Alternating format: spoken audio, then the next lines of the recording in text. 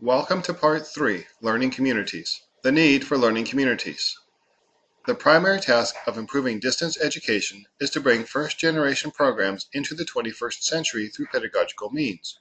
The next priority is to cultivate learning communities so that the technology which has provided the revolution in distance learning does not isolate students, instructors, and institutions.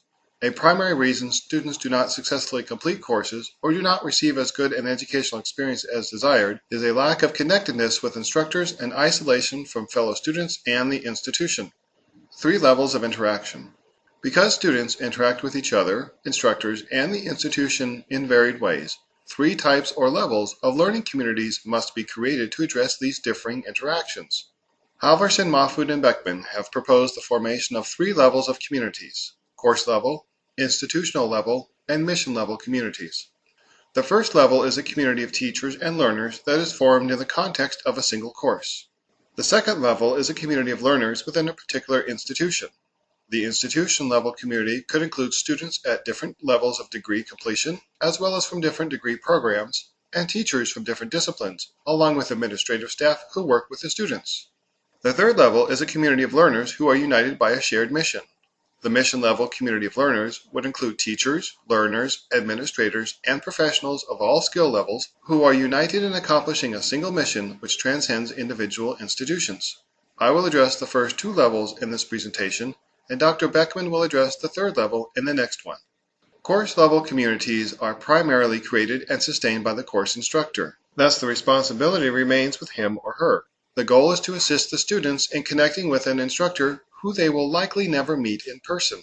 While face-to-face students have many opportunities to get to know and to interact with their instructors due to physical proximity, distance learning students do not have such opportunities. Therefore, the distance learning instructor must go out of his or her own way to create comparable opportunities. Here are some ideas for creating course-level communities.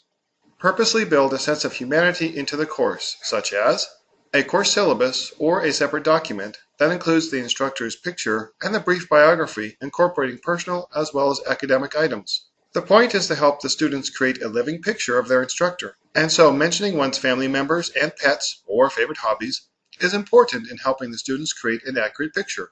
Carefully select colors, patterns, and layouts within the course syllabus and course management system that show the humanity and personality behind the course. The purpose is to ensure that students realize that each course is unique and not a recycled copy of previous classes, nor one taught by an unfeeling robot.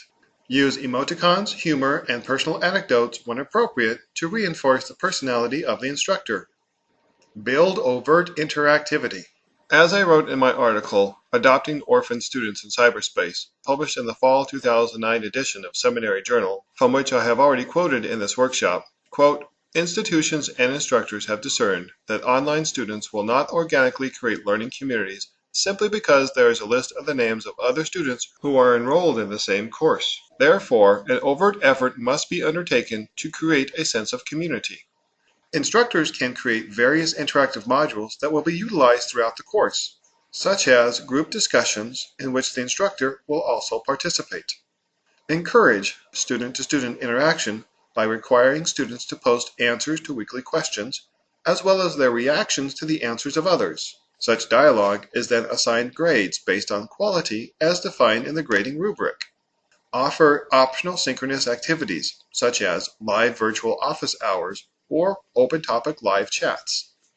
Institutional level communities transcend individual courses and have the potential to create long-lasting communities within the larger institutional setting. They work to create a sense of communal presence among the entire body of institutional participants, to include all levels of students enrolled in the various academic programs within a single institution. There are 2 types: socially oriented and institutionally oriented. Socially oriented communities are informal in structure, are student-managed with limited institutional sponsorship, and aim at enhancing student-to-student relationships.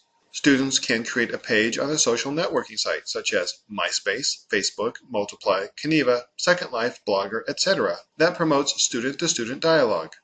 Student-organized online academic conferences give students outlets to present their academic work to a larger audience than what is available in individual courses, namely the single instructor. Online services such as Skype and WebEx can be used, as well as the old-fashioned conference call, to facilitate live, synchronous discussion of each other's papers. These and a myriad of other activities will help bring students together and positively impact the course-level communities as well. Institutionally oriented communities are more formal in structure, with obvious institutional sponsorship, with both student and institutional goals in mind. Utilizing the capabilities of a course management system, mandatory cross-curricula posting of assignments can bring together students who may not otherwise have contact with each other. Such activities can be similar to the mandatory postings within a course that I just mentioned, but in this case, participation occurs between students regardless of the specific courses in which they are enrolled. Student organizations create a sense of community among geographically separated students. These organizations usually hold scheduled meetings, vote on action items, and have elected officials. One example is the Dead Philosopher Society at Holy Apostles College and Seminary, which has helped to create a sense of community, sustain the learning of its members, and assist the institution with various projects. Alumni associations continue the sense of community after graduation, as well as encourage alumni to give back to their alma mater. There are, of course, more options than what I have presented here, but I hope that this brief introduction has opened your mind to such possibilities. Please contact me for further ideas at tahodre@att.net.